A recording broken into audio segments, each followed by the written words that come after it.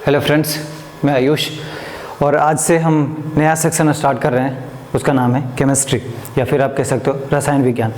इससे पहले इस ज्ञान गंगा चैनल पे जो चीज़ें पढ़ा दी गई है मैं एक बार रिमाइंड कराता हुआ चलूँ। सबसे पहले आप देखेंगे human geography class 12th NCERT पूरी बुक समाप्त किया गया। दूसरी चीज़ पॉलिटी 11th क्लास की मात्र एक चैप्टर रह गई है, 9 चैप्टर पढ़ा दिया गया है। साथ साथ तीसरी फिजिक्स पूरी समाप्त कर दी गई है और 4th सेक्शन केमिस्ट्री पढ़ेंगे। बिना लेट किए शुरू करना चाहिए। सबसे पहला चैप्टर मैंने जो ऑप्ट किया है आज, हमारे आसपास के पदार्थ, मतलब मैटर्स इन आवर सराउंडिंग्स। ठीक है, अब देखिए केमिस्ट्री बोले तो रसायन विज्ञान। सबसे पहले इसका एक छोटा सा डेफिनेशन देखेंगे और किसे रसायन विज्ञान का जनक कहा जाता है वो देखेंगे। साथ साथ जो इस चैप्टर में हम पढ़ेंगे वो मेन फोकस होगा पदार्थ की अवस्थाएं, सॉलिड, लिक्विड, गैस, ये 3 अवस्थाएं होती है। साथ साथ आप पढ़े होंगे तत्व, यौगिक, मिश्रण कैसे होता है, ये सारा बंटवारा उनका एक छोटा सा डेमो के तौर पे देखेंगे। इसके अलावा फिर आगे बढ़ेंगे। अब देखिए रसायन विज्ञान विज्ञान की वह शाखा जिसमें वस्तुओं के गुण, उसके संगठन और उसके स्ट्रक्चर मतलब संरचना के बारे में पढ़ते हैं या अध्ययन करते हैं। दूसरी बात, इनके जनक कौन है? केमिस्ट्री का जनक कई बार एग्जाम में पूछा गया है। आप क्या बताएंगे? लेवोजिए। लेवोजिए वो व्यक्ति है जिसे फादर ऑफ केमिस्ट्री या केमिस्ट्री का जनक कहा जाता है। अगली बात देखेंगे मैटर्स क्या होता है, आखिर पदार्थ होता क्या है। छोटा सा इसका भी डेफिनेशन देखेंगे, फिर उसकी कुछ एग्जाम्पल देखेंगे, फिर उसके कुछ प्रॉपर्टीज देखेंगे। देखिए वे सभी वस्तुएं जिसका आयतन और जिसका द्रव्यमान दोनों होता है, आयतन और द्रव्यमान होता है, उसे हम क्या कहेंगे? मैटर्स कहेंगे, पदार्थ कहेंगे। तो एक मोटा मोटी तौर पे कहूँ कि आप अपनी दृष्टि से जिस भी चीज़ को देखते हो वे पदार्थ हैं। चाहे फिर ये पेन हो, शर्ट हो, कुछ भी हो, सारे क्या है? पदार्थ हैं। ठीक, कुछ एग्जाम्पल पेन हो गए, तारा, तारे मतलब जो स्टार होंगे वो, बुक्स, जल, हवा, पशु, पौधे, कुछ भी आप सोचो सब लगभग मैटर्स हैं। अब देखिए पदार्थ के गुण क्या होते हैं। जनरली क्वेश्चन का हिस्सा बनता है ये, ऑप्शन देके बताएंगे, आप पूछा जाएगा आपसे। अब देखिए पदार्थ के गुण में सबसे पहला क्या बोल रहा हूँ, पदार्थ के कण निरंतर क्या होते हैं? गतिशील होते हैं। चाहे फिर वो पदार्थ सॉलिड हो या लिक्विड हो या गैस हो, तीनों में देखेंगे गति होती है। पदार्थ में काइनेटिक एनर्जी अर्थात हिंदी में इसको क्या बोलेंगे दोस्त? गतिज ऊर्जा। तो पदार्थ में गतिज ऊर्जा होता है। इसी के कारण जैसे जैसे तापमान बढ़ता है वैसे वैसे गतिज ऊर्जा बढ़ता है। इसका मतलब मैं एक बात कहता हूँ कि अगर किसी पदार्थ में गतिज ऊर्जा है और आप उसका तापमान बढ़ाते हो तो ऑब्वियस सी बात है उसकी गतिज ऊर्जा बढ़ जाएगी। वही मैं कहना चाहता हूँ। दूसरी बात देखेंगे पदार्थ के कणों के मध्य रिक्त स्थान होता है। मतलब अगर इस तरह का अरेंजमेंट है तो इसके बीच में जो गैप होगा वो क्या कहलाएगा? रिक्त स्थान होगा। ठीक है, जैसे नींबू और पानी, अगर इसको आप मिला रहे हो और एक दूसरे में मिल जा रहा है तो जाहिर सी बात है कि उसके अणुओं के बीच में गैप रहा होगा, तभी इस तरह से एडजस्ट हुआ। ठीक, अगली बात, पदार्थ के कण एक दूसरे को आकर्षित करते हैं। समझ पा रहे हैं ये कैसे आकर्षित करते हैं? देखिए प्रत्येक पदार्थ में आकर्षण का बल होता है। हो सकता है कि अलग अलग हो, किसी में समान ना हो एक दूसरे से कंपेयर करेंगे तो, लेकिन आकर्षण बल अलग अलग होता है। नेक्स्ट चीज अगर देखेंगे पदार्थ की अवस्थाएं, हो सकता है सॉलिड, लिक्विड और गैस, ये 3 अवस्थाएं होते हैं। ये तो सबको पता होगा, फिर भी मैं मान के चलता हूं कि सबको नहीं पता है, तो इसलिए मैं बेसिक से बताता चलूंगा।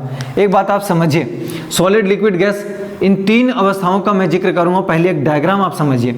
इस तरह से मैंने अगर बनाया, इसका मतलब बहुत सारे डॉट्स हैं इसमें। इसका कहने का मतलब कि इसके अणु, जो इसके कण होंगे वो बहुत पास पास होंगे, लेकिन द्रव में आप देखेंगे तो सॉलिड से थोड़ा दूर दूर फैलाव होगा और गैस में देखेंगे तो बहुत ज़्यादा दूर फैलाव होगा। तो मैं कह सकता हूँ कि इनकी अरेंजमेंट अगर देख रहे हैं तो इसमें गतिज ऊर्जा ऑब्वियस सी बात है ज़्यादा होगा, इसमें कम होगा, इसमें और भी कम होगा। इन सारी बातों का मैं इस्तेमाल करूंगा, इसलिए ध्यान से सुनिएगा और हो सके तो याद भी रखिएगा। देखिए सॉलिड का डेफिनेशन पूछ लिया जाता है, लिक्विड का और गैस का डेफिनेशन पूछ लिया जाता है। तो डेफिनेशन बताने के लिए हम 2 चीज़ का इस्तेमाल करते हैं, पहला आकार का और दूसरा आयतन का। तो जिसका आकार और आयतन दोनों निश्चित होता है उसे हम सॉलिड कहेंगे। ठीक है, फिर से कह रहा हूँ, जिसका आकार और आयतन दोनों निश्चित होगा उसे सॉलिड कहेंगे। लिक्विड में क्या होता है कि जिसका आकार अनिश्चित होता है किंतु आयतन क्या होगा? निश्चित होगा। जैसे 1 लीटर पानी है, अगर आप किसी बर्तन में रखें तो वो उसका शेप ले लेगा, लेकिन कई बार आप देखेंगे कि उसकी आकृति बदलती चली जाएगी, मतलब जिस भी बर्तन में आप रखोगे वो अपना चेंज करता चला जाएगा। समझ पा रहे हैं? तो इसीलिए मैं कह रहा हूँ कि इसका आकार क्या होगा, अनिश्चित होगा, लेकिन आयतन हमेशा निश्चित होता है। अगली बात देखिए गैस के लिए, तो गैस में आकार और आयतन दोनों ही अनिश्चित होते हैं। ठीक है, समझ पाए बात? तो याद रखिएगा, इधर का निश्चित है, इधर का अनिश्चित है, इधर बीच में एक ऊपर अनिश्चित, नीचे निश्चित है। आप थोड़ा सा दिमाग में रखने की कोशिश कीजिए, अवश्य रहेगा। अब इसमें और कुछ बात है सॉलिड में, वो देख लीजिए। बाह्य बल के कारण, जो एक्सटर्नल फोर्स लगेगा उसके कारण बोल रहा है, ठोस अपना आकार बनाए रखता है, मतलब चेंज नहीं करता है। जैसे देखिए रबर और स्पंज, आप बोलोगे कि रबर को खींचेंगे तो अपना आकार चेंज कर लेगा, नहीं, उस पर एक्सटर्नल फोर्स लगाने के कारण वो थोड़ी देर के लिए चेंज कर रहा है, लेकिन वो वापस उसी आकृति में आ जाएगा जिस आकृति में वो है। क्लियर? और स्पंज का मतलब होता है, कई बार आप देखेंगे कुछ प्रेस करते हैं वो स्पंज हो जाता है, फिर वापस अपना पोजीशन को पा लेते हैं। तो इसलिए मैं कह रहा हूँ कि बाह्य बल लगने पर भी ठोस अपना आकार बनाए रखता है। हालांकि आप जो दबा रहे हो उसमें जो गैस है वो निकल जा रहा है, समझ पा रहे हैं, इस वजह से, लेकिन जो इसका आकृति है वो चेंज नहीं हो रहा है। मेरे कहने का मतलब है कि रबर को अगर आप दबा दिए तो कुछ और बन जाए, तब मैं कहूँगा कि उसकी आकृति आपने चेंज कर दिया। अगली बात देखें, लिक्विड में जिस पात्र में रखा जाए उसी की आकार ले लेता है। ये बात अभी बता रहा था, समझ पा रहे होंगे। देखिए CNG मतलब कंप्रेस्ड नेचुरल गैस और LPG लिक्विड पेट्रोलियम गैस, ये दोनों कैसा है, संपीड़ित गैस है। कैसे बनाते हैं इसे? देखिए बहुत ज़्यादा प्रेशर देते हैं तो जो होता है गैस अवस्था, बहुत ज़्यादा प्रेशर लगने के कारण वो लिक्विफाई हो जाता है, द्रवित हो जाता है। ऐसे में क्या होता है कि उसको कहीं भी आप आसानी से ले जा सकते हैं, मतलब एक सिलेंडर में भर के रख लेंगे, और चूंकि इसका यूज बहुत ज़्यादा होता है तो आसानी से कहीं भी लाया और ले जाया जा सकता है, और इसका यूज फ्यूल के रूप में करते हैं, ईंधन के रूप में करते हैं। तो इस बात को दिमाग में रख लीजिएगा कि जब प्रेशर बहुत ज़्यादा देते हैं तो वो लिक्विड फेज में चेंज हो जाता है, कन्वर्ट हो जाता है। क्लियर है? अगली बात देखेंगे गैस का, तो डेफिनेशन आप समझ चुके हैं। देखिए विसरण होता है एक डिफ्यूजन, और एक होता है संपीड़न, मतलब होता है कंप्रेशन। तो दोनों बात को आपको समझना चाहिए। सबसे पहले अगर मैं बात करूं, विसरण मतलब डिफ्यूजन, डिफ्यूजन मतलब फैलाव। अगर गैस को आप देखेंगे तो वो ज़्यादा फैलाव है, इसका मतलब डिफ्यूजन सबसे ज़्यादा किस में होगा, गैस में होगा, उसके बाद लिक्विड में होगा, उसके बाद सॉलिड में होगा। क्यों? आप इस डायग्राम को देखिए, इन तीनों को, इसमें इसको आप दबा सकते हो आसानी से। जैसे गुब्बारे में हवा भरा हुआ, आप आसानी से प्रेस कर देंगे। क्या आप इस मार्कर को भी प्रेस कर सकते हैं? नहीं कर सकते। लेकिन मान लीजिए कोई गुब्बारे में ही आप पानी भर दो और फिर उसको प्रेस कर लो, तो आप आसानी से शायद कर सकते हैं, किंतु फिर क्या एक लोहे को प्रेस कर सकते हैं? नहीं। इसीलिए विसरण, डिफ्यूजन गैस में ज़्यादा होगा, फिर लिक्विड, फिर सॉलिड। तो संपीड़न का मतलब होता है प्रेस करना। तो प्रेस करना गैस में आसान होगा ना भाई? बलून को प्रेस करना आसान है या ईंट को प्रेस करना आसान है? अब ये सी बात है, बलून आसानी से प्रेस होगा। इसका मतलब संपीड़न के लिए भी अगर देखेंगे तो गैस में सबसे ज़्यादा, फिर लिक्विड में, फिर सॉलिड में। ये दोनों बातों को याद रखिएगा क्योंकि इन दोनों से क्वेश्चन बहुत ज़्यादा पूछा जाता है। अगली बात देखिए, क्या पदार्थ की अवस्था बदला जा सकता है या बदल सकता है? इंपॉर्टेंट है भाई, इस बात को पूरा ध्यान से समझिएगा क्योंकि ये चैप्टर का ये मूल मंत्र है। देखिए, क्या पदार्थ की अवस्था बदली जा सकती है या बदला जा सकता है? तो मैं बोलूँगा यस, बदला जा सकता है। दो आयाम है इसको बदलने के लिए, दो चीज़ें हैं, एक को कहेंगे टेम्परेचर और दूसरे को कहेंगे प्रेशर। ठीक है, हिंदी में तापमान और दूसरे को प्रेशर को दाब कहेंगे। अगर प्रेशर बढ़ाएंगे तो अभी आपको मैंने कहा था कि उसमें गतिज ऊर्जा होता है हर अणु में, हर टाइप के, चाहे लिक्विड हो, सॉलिड हो, गैस हो, तो उसकी गतिज ऊर्जा टेम्परेचर बढ़ाने के कारण बढ़ जाएगा। ऐसे में वो क्या होगा, गतिज ऊर्जा बढ़ने के कारण उसकी अवस्था चेंज होने लग जाएगी। जैसे मान लीजिए कि कोई बर्फ का टुकड़ा है, आप इसमें लगातार क्या कर रहे हो, इसकी गति को बढ़ा रहे हो, मतलब उसका तापमान को बढ़ा रहे हो, तो तापमान को बढ़ने के कारण वो धीरे धीरे मेल्ट होने लग जाएगा। तो क्या वो सॉलिड रहेगा या लिक्विड बन जाएगा? डेफिनेटली लिक्विड में कन्वर्ट हो जाएगा। इसका मतलब उसका फेज चेंज हो जाएगा। क्लियर? वही मैं कह रहा हूँ कि क्या पदार्थ की अवस्था, अवस्था का मतलब होता है फेज, बदल सकता है? मैं बोला हाँ बदल सकता है, दो चीज़ों के कारण, तापमान और प्रेशर, दाब के कारण। अगली बात समझिए, कुछ डेफिनेशन पूछा जाता है। तो गलनांक का होता है मतलब मेल्टिंग पॉइंट, जिस तापमान पर ठोस पिघलकर द्रव बन जाता है उसे मेल्टिंग पॉइंट कहते हैं। जनरली ये कौन सा तापमान होता है, कौन सा पॉइंट होता है? तो बर्फ का गलनांक 0 डिग्री सेल्सियस या 273 केल्विन। अब देखिए, आपको 0 डिग्री सेल्सियस पता है, याद भी रहेगा, लेकिन ये याद नहीं रहेगा। आपको उपाय बताता हूँ। आपने मेरे साथ पढ़ा था तो मैं आपको बताया था कि C/100 is equal to K minus 273 upon 100, जब फिजिक्स पढ़ा रहा था तो ये चीज़ें बताया था। अब ये दोनों कट जाएगा तो आप कह सकते हो C is equal to K minus 273। अब इन दोनों में रिलेशन बना सकते हो ना। अगर आपसे केल्विन में पूछे और डिग्री सेल्सियस आपको पता है, ये पता है ना 0 है, तो ये K इधर इसको 273 को भेजेगा तो क्या बोलोगे, K इज इक्वल टू कितना आएगा 273। देखिए वही चीज़ है ये, क्लियर। अगली बात समझिए, ठोस के गलने की प्रक्रिया में टेम्परेचर समान रहता है। इसका मतलब जब जब कोई फेज चेंज होगा, जैसे बर्फ जो है वो अभी पानी में कन्वर्ट हो रहा है तो फेज चेंज हो रहा है, और जब जब फेज चेंज होगा टेम्परेचर कांस्टेंट होगा, और उसी को बोलते हैं, इसीलिए कहते हैं ना कि जब फेज चेंज होता है तो गुप्त ऊष्मा हमेशा काम करता है। तो यहाँ पे दिमाग में रखिएगा कि ठोस के गलने की प्रक्रिया में टेम्परेचर क्या रहेगा, एक समान रहता है, क्लियर। जैसे आइस से वाटर अगर बदल रहा है तो यहाँ पे क्या हो रहा है, एक फेज बदल रहा है, लेकिन टेम्परेचर यहाँ उस समय का और उस इंस्टेंट पे दोनों का टेम्परेचर क्या होगा, इक्वल होगा, बराबर होगा, ठीक है। अगली बात देखेंगे क्वथनांक क्या होता है। इसको हिंदी में क्वथनांक और इंग्लिश में बोलेंगे बॉइलिंग पॉइंट। क्या होता है, देखिए जल का बॉइलिंग पॉइंट कितना होता है 100 डिग्री सेल्सियस। फिर से अभी आपको रिलेशन ये बताया, आप इसमें पुट कर दीजिए तो C कितना हो जाएगा आपका 100 is equal to K minus 273। अगर K निकालना चाहेंगे तो इसको इधर कर दीजिएगा तो 373।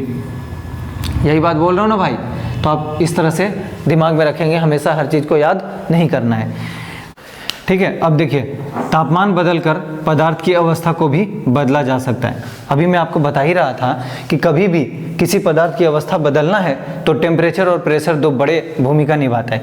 तो उसमें से सबसे पहली बात क्या आया, तापमान का। तो अब देखिए आप, सबसे पहले ये क्या है, किस अवस्था में है, सॉलिड अवस्था में, मतलब ठोस अवस्था में है। उसके बाद ये द्रव में, उसके बाद ये गैस में। हालांकि ये चीज़ मैं आपको फिजिक्स में भी समझाया था और ये कई बार आपको ज्योग्राफी में भी मिलेगा, तो एक बार दिमाग में रख लीजिए। अब देखिए सॉलिड से मतलब ठोस से द्रव में बदलने की प्रक्रिया को क्या कहेंगे, मेल्टिंग कहेंगे, ठीक है, या इसको हिंदी में गलना कहेंगे। लेकिन अगर देखेंगे द्रव से गैस में बदलने की प्रक्रिया को, उसको इवेपोरेशन कहते हैं, वाष्पीकरण। फिर देखिएगा कि क्या होता है, जब सॉलिड से लिक्विड बना तो इसको मेल्टिंग बोलते हैं, लेकिन जब लिक्विड अवस्था से सॉलिड अवस्था में जाएगा तो उसको बोलेंगे फ्रीजिंग, मतलब जमना, ठीक है। साथ साथ अगर देखेंगे गैसीय अवस्था में ये है तो गैसीय से अगर लिक्विड में जाएगा तो इसको बोलेंगे कंडेंसेशन, या इसको हिंदी में बोलेंगे संघनन, ठीक है। लेकिन अगर सॉलिड से डायरेक्ट गैस में जाए तो बिना लिक्विड में गए उसको बोलते हैं ऊर्ध्वपातन अर्थात सब्लिमेशन। और अगर गैसीय अवस्था से डायरेक्ट लिक्विड में बगैर गए सीधा सॉलिड में आए तब उसको बोलते हैं डिपोजिशन या निक्षेपण। मैं समझता हूँ ये क्लियर होगा, और ये ध्यान रहे, ये बहुत ज़्यादा इंपॉर्टेंट है, ये बहुत बार एग्जाम में आता है और कई बार आपको फंसाने की कोशिश करेगा, अलग अलग तरीके से मैच कराने दे सकता है, लैंग्वेज में बना के क्वेश्चन पूछ सकता है, डायरेक्ट इससे इसमें फेज चेंज करा के क्वेश्चन पूछ सकता है, तो आप थोड़ा अलर्ट रहिएगा। ऊर्ध्वपातन के लिए एग्जाम्पल लिखा हूँ मैं, कपूर और अमोनियम क्लोराइड, इनके साथ ऐसा व्यवहार होता है। दाब का प्रभाव क्या पड़ता है, अब देखिए आपको पता है कि अभी आपको बता ही रहा था कि कोई भी पदार्थ है तो उसके बीच के कणों का डिस्टेंस होता है, कुछ न कुछ होता है, कम हो या ज़्यादा हो वो डिपेंड करता है पदार्थ की अवस्था के ऊपर, लेकिन गैप तो होता है। अब देखिए पदार्थ के कणों के मध्य की दूरी होती है, तो यही दूरी मैं दिखा रहा हूँ। अब क्या करोगे, अगर आप प्रेशर लगाओगे तो ये उतना ही रहेगा या प्रेस होके इतना छोटा बन जाएगा, होगा ना। इसका मतलब अगर प्रेशर बढ़ाएंगे तो ये जो गैसियस फेज होता है वो हो सकता है लिक्विड फेज में चेंज हो जाए। इसी के ऊपर काम करता है एलपीजी और सीएनजी। चूंकि ये गैस है लेकिन इसको कंप्रेस करके लिक्विफाइड पेट्रोलियम गैस बोलते हैं, लिक्विड पेट्रोलियम गैस बोलते हैं, ठीक है। अब अगली बात देखिए, ठोस CO2 मतलब इसी को ड्राई आइस भी बोलते हैं, कई बार शुष्क बर्फ भी बोलते हैं। क्यों बोलते हैं वो समझ लीजिए। जब वायुमंडलीय दाब मतलब जो एटमॉस्फेरिक प्रेशर होता है उसको बढ़ाकर 1 एटमॉस्फेरिक प्रेशर अर्थात 1 ATM किया जाएगा, तब द्रव में आए बिना सीधे वो किस फेज में चला जाएगा, गैस में चेंज हो जाएगा। इसीलिए इसे ड्राई आइस कहते हैं। और बार बार क्वेश्चन आपसे सिर्फ ये पूछता है ड्राई आइस क्या होता है, ठोस CO2 को ड्राई आइस या शुष्क बर्फ कहते हैं। अगली बात देखिए, पदार्थ की अवस्थाएं, सॉलिड लिक्विड गैस तीनों होते हैं। मैं क्या कहना चाहता हूँ कि पदार्थ की अवस्थाएं सॉलिड लिक्विड और गैस, इन जो तीन है ये प्रेशर और टेम्परेचर के द्वारा तय होता है। कि अगर प्रेशर बढ़ा दोगे तो भी चेंज होगा फेज, टेम्परेचर बढ़ा दोगे तो भी फेज चेंज होगा, घटा दोगे तो भी फेज चेंज होगा। तो अर्थात कहने का मतलब इन तीनों सॉलिड लिक्विड गैस किस पे डिपेंड करेगा, उसका टेम्परेचर और उसका प्रेशर के ऊपर।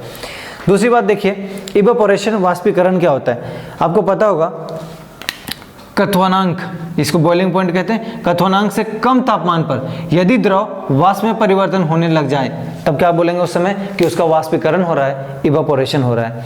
अगली बात देखिए, इसको प्रभावित करने वाले कारक बहुत ज़्यादा इंपॉर्टेंट है और क्वेश्चन यहाँ से उठते हैं। पहली बात बोला तापमान, अगर तापमान बढ़ाया जाएगा तो क्या होगा, टेम्परेचर बढ़ेगा, और टेम्परेचर जब बढ़ेगा तो पदार्थ गर्म होगा तो उसकी काइनेटिक एनर्जी, गतिज ऊर्जा बढ़ेगी तो इवेपोरेशन होगा। मैं आपको समझाता हूँ।